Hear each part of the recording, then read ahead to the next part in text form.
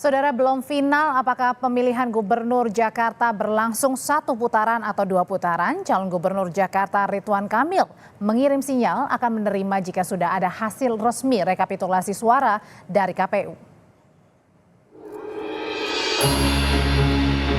Klaim pemilihan Gubernur Jakarta 1 atau 2 putaran langsung mencuat. Sehari usai hitung cepat, sejumlah lembaga survei mengunggulkan pasangan Pramono Anung Ranukarno atas Ridwan Kamil Suswono dan Dharma Pongrekun Kunwardana.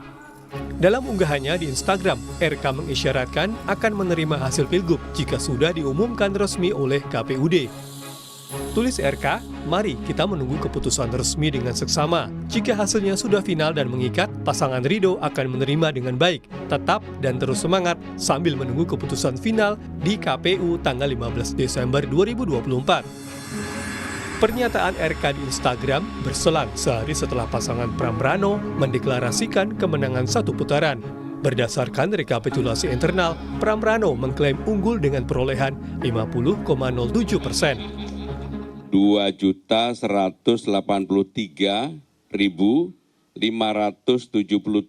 suara atau 50,07%. Kami bisa menyampaikan, mendeklarasikan bahwa pasangan calon nomor 3, Mas Pram Bangdul, telah memenangkan konsultasi Pilgub DKI Jakarta dalam satu putaran dengan perolehan 50,07%. Meski Pramrano unggul di sejumlah hasil survei, kepastian Pilgub Jakarta akan satu atau dua putaran bergantung pada hasil penghitungan KPU dengan batas akhir waktu penetapan pada 16 Desember 2024. Tim Liputan Kompas TV.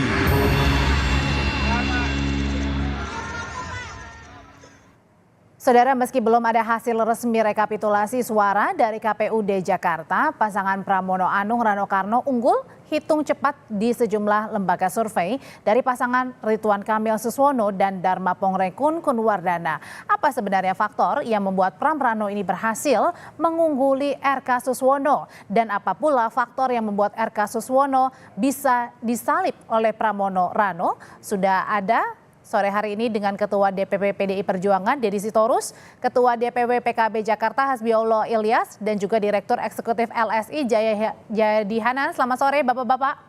Selamat sore. Assalamualaikum warahmatullahi wabarakatuh. Waalaikumsalam.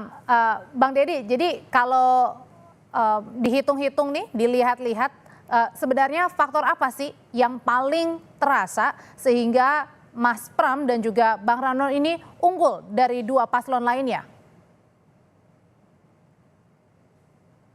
Ya, kalau kita lihat ya, faktor-faktor kan tentu tidak ada faktor yang single determinant faktor gitu. Artinya tidak faktor tunggal, tapi resultan dari banyak faktor. Yang kalau kita ikuti ke belakang misalnya sejak munculnya pencalonan Ridwan Kamil, itu penolakan masyarakat Jakarta dimulai dari yang namanya Jackmania dan sebagainya kan cukup kencang ya. Kemudian juga ada serangan yang cukup masif dari warga dunia maya terkait dengan berbagai postingan Ridwan Kamil yang menyerang Jakarta dan warga Jakarta, kira-kira begitu. Jadi dari awal ada resistensi yang kuat dari baik kelompok. Bang Deddy, sambil diperbaiki komunikasinya karena terpatah-patah. Kalau gitu saya seperti Jackmania maupun masyarakat umum dan kombinasi pasang. Halo. Iya, Bang Deddy sebentar sambil diperbaiki komunikasinya Bang Deddy karena agak terpatah-patah. Bang, saya mau ke Bang Hasbi dulu. Bang Hasbi, ini kira-kira benar nggak sih kalau kata Pak Mardani bilang salah satu faktor yang membuat akhirnya RK Suswono itu untuk sementara ya bisa disalib dari Pramrano ini karena salah satunya mesin kerja Kim ini tidak optimal, betul begitu? Oh tidak juga Mbak, langsung saja tidak juga Mbak, saya tidak sependapat. Kenapa? Jika ada yang mengatakan kalau mesin Kim itu tidak optimal, saya merasa sangat optimal bahwa mesin Kim itu pada waktu pilkada kemarin. Ini pilkada beda dengan pileg, beda dengan legislatif ya. pilkada ini banyak contoh, misalnya salah satu contoh begini, pada tahun 2017, pada waktu itu Pak Ahok, hampir semua partai semuanya ke Pak Ahok. Toh nyatanya kalah dengan Pak Anies, kan seperti itu. Ada faktor figur. Pilkada ini memang ada faktor figur, karena faktor figur itu sangat menentukan di pilkada ini. Nah, kalau sekarang kan Mas RK ini kan didukung sama parpol yang sangat besar sekali. Iya, walaupun kita kalau dibilang tidak tidak optimal, kita sudah optimal. Memang ada beberapa blunder pada waktu itu, ada beberapa blunder, ada beberapa yang kita memang nanti insya Allah di putaran kedua itu kita akan evaluasi. Seperti itu. Kalau ada ya Bang? Kita yang meyakini sampai hari ini insya Allah ada putaran kedua, Oke. karena hasil rekapitulasi di kita itu belum mencapai 50%. Kalau gitu sekarang saya kembali ke Bang Deddy. Bang Deddy, kalau dari Bang Hasbiolo ini dari Kimples meyakini bahwa nanti ada putaran kedua. Tapi kenapa juga pertanyaannya hari ini nih rencananya juga akan ada syukuran ya yang dilakukan oleh Mas Pram dan juga Bang Dul. Kan belum ada hasil resmi yang diumumkan KPU Jakarta. Ya, kita tentu sah-sah saja merayakannya. Kenapa kita merayakan? Karena kan kita sudah mengumpulkan 100% formulir C1. Ya, karena Jakarta ini kan tidak seperti daerah lain yang untuk pengumpulan C1 maupun C1 hasil, C hasil itu sulit. Kalau Jakarta ini kan dalam satu hari saya kira 24 jam semua sudah terkumpul. Nah, hasil perhitungan C1 itulah yang kemudian menjadi dasar untuk kita melakukan syukuran gitu bahwa memang kita sudah memenangkan pilkada gubernur DKI ini dengan satu putaran gitu. Jadi itu bukan sesuatu yang dibuat tanpa alasan atau landasan yang kuat begitu Mbak. Oke, Mas Jayadi, ini kan publik juga jadi bertanya-tanya sebenarnya bagaimana nih dari kubunya Mas Pram ini sudah mau merayakan, kemudian juga dari kubunya Mas RK ini sudah bersiap-siap dan yakin akan adanya 2 putaran. Ini gimana? Kan menunggu hasil KPU Jakarta, menunggu tapi sambil menunggu juga publik dipertanyakan begitu. Ini sebenarnya bagaimana nih hasilnya? Mas Jayadi, masih di mute Mas? Oke, sorry. Ya saya kira yang harus masyarakat tahu bahwa memang 1 atau 2 putaran itu sampai hari ini kita belum tahu yang mana, apakah 1 putaran atau 2 putaran kalau berdasarkan hasil quick count ya. Nah, tetapi masing-masing calon kan punya data C1 atau C hasil masing-masing. Nah, tentu mereka punya dasar untuk menghitung. Yang penting masing-masing kubu calon menyatakan bahwa itu masih versi masing-masing kan gitu, belum versi resmi. Sekira nggak apa-apa aja, asal jangan asal tidak ada satupun yang menganggap itu hasil resmi, karena hasil resmi kan dari KPU. Jadi saya melihat saling klaim antar calon ini baik 1 atau 2 putaran itu adalah salah satu bagian dari upaya untuk mengawal proses penghitungan. Itu. Jadi kita anggap itu sebagai partisipasi. Dan saling klaim itu juga tidak apa-apa karena mengawal tadi itu Mas Jai. Iya boleh aja asal jangan berlebihan gitu, berlebihan sehingga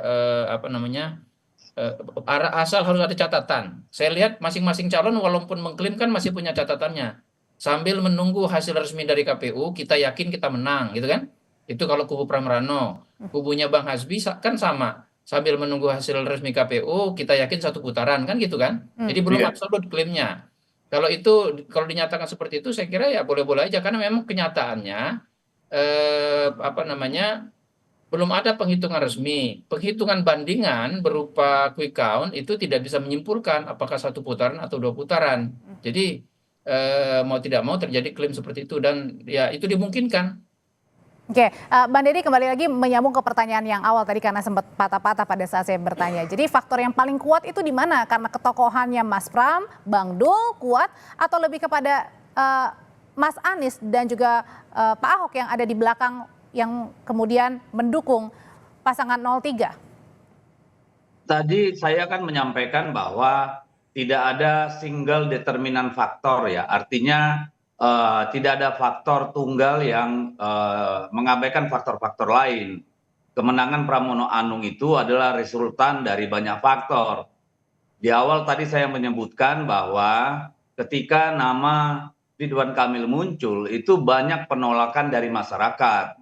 Baik masyarakat yang berkelompok seperti Jackmania, maupun masyarakat yang bersuara, netizen-netizen di dunia maya. Itu sangat gencar sekali kan di awal-awal pencalonan kepastian Pak Ridwan Kamil muncul.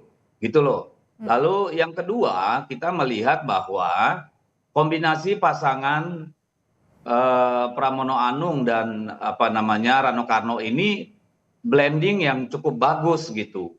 Kita ketahui bahwa Mas Pram ini kan sudah malang melintang dalam politik cukup lama dan bervariasi jabatannya, pernah di legislatif, pimpinan partai, sampai menteri sekretaris kabinet gitu kan.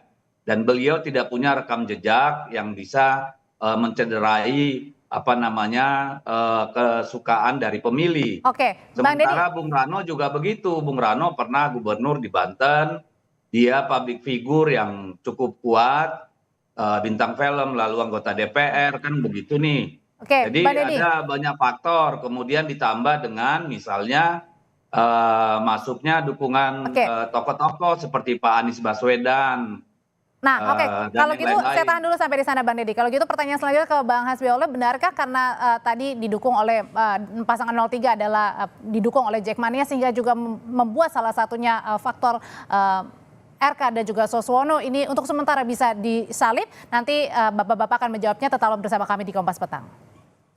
Kami di Kompas Petang, Bang Deddy, jadi selain analisa yang tadi Bang Deddy katakan, apakah juga benar bahwa sementara unggul Mas Pram ini dari dua rivalnya ini juga karena warga juga melihat Mas Pram ini jauh dari bayang-bayang Pak Jokowi yang kemudian Pak Jokowi ini mendukung pasangan RK Suswono? Ya kalau itu kan mungkin harus survei ya Mbak ya, artinya subjektif kalau saya mengamini atau menidakkan pendapat seperti itu gitu. Jadi agak sulit saya kalau merespon itu. Tapi yang pasti kan kalau kita melihat kan Jakarta ini mayoritas pemilihnya kan memang well educated, well informed, kan kira-kira seperti itu. Dan pemukimannya sangat padat gitu. Sehingga memang semakin intensif, semakin terorganize dan sistematis itu pemenangannya, kampanyenya tentu akan memberikan hasil yang lebih maksimal seperti itu ya.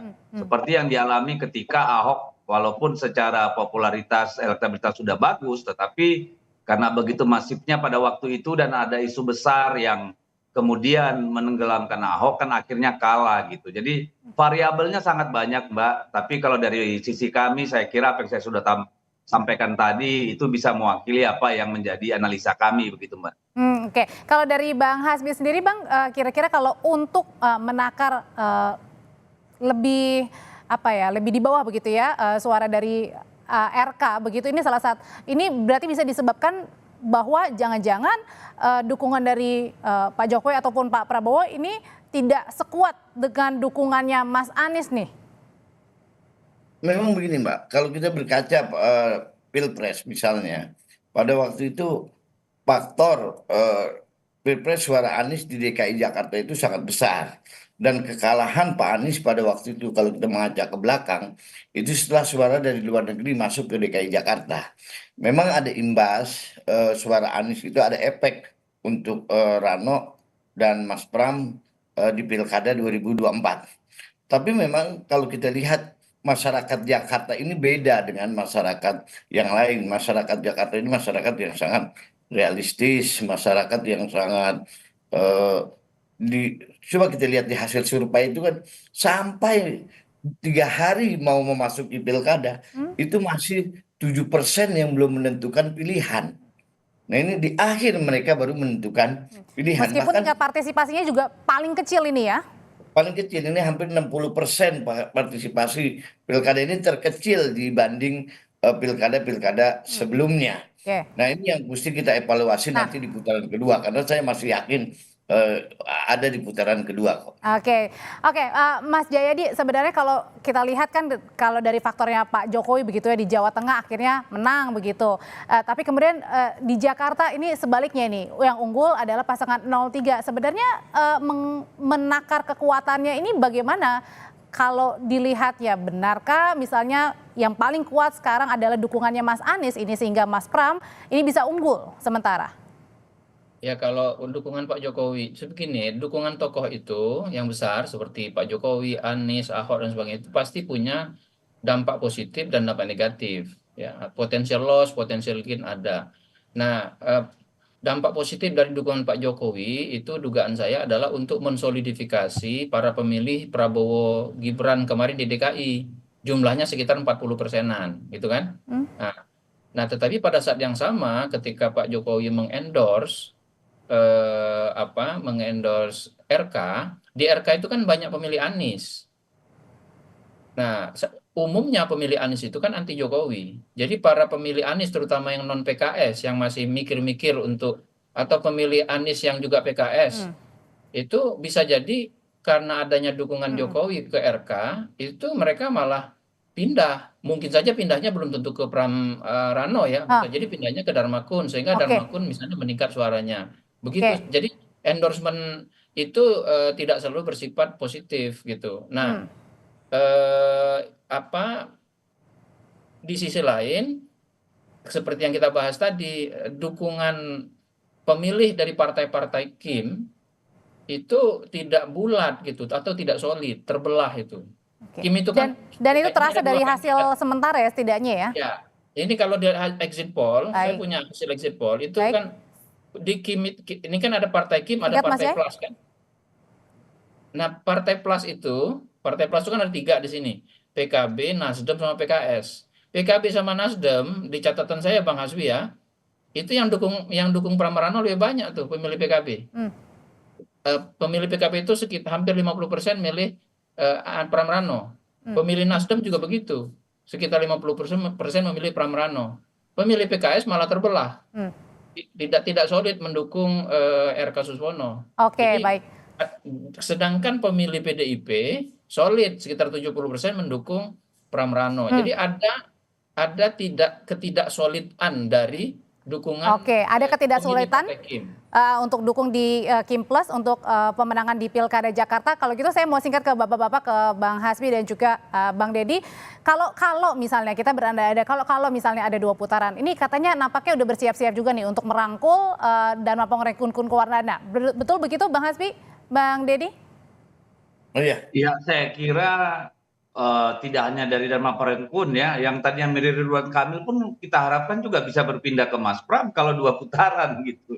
Jadi apapun itu kami meyakini bahwa dari C1 yang kami punya, kami juga kan tidak mau mempermalukan diri merayakan sesuatu yang kami belum punya landasan etis yang yang kuat gitu ya. Jadi kami nggak mau berandai-andai ada putaran kedua, kecuali ada sesuatu yang di luar kemampuan kami untuk menanganinya. Berdasarkan C1 yang kami punya, ini sudah 1 putaran dimenangkan oleh Mas Pram dan Mas Rano. Oke, Bang Hasbi. Iya. Kita andai kata nanti ada putaran kedua berdasarkan C1 yang kita miliki sampai hari ini memang belum tuntas kita hitung ya. Kita akan merangkul dari Dharma Kun, pemilih-pemilih Dharma Kun, dan juga memang lebih intensif lagi turun ke bawah. Calon kita akan kita lebih intensifkan turun ke bawah untuk sekarang sudah intensif, sudah sering lah turun ke bawah itu. Baik. Sudah maksimal. Kita akan lebih maksimalkan lagi. Baik, Bang Hasbi terima kasih, Bang Deddy terima kasih, Mas Jai terima kasih, selamat sore semuanya. Terima kasih Bang Deddy.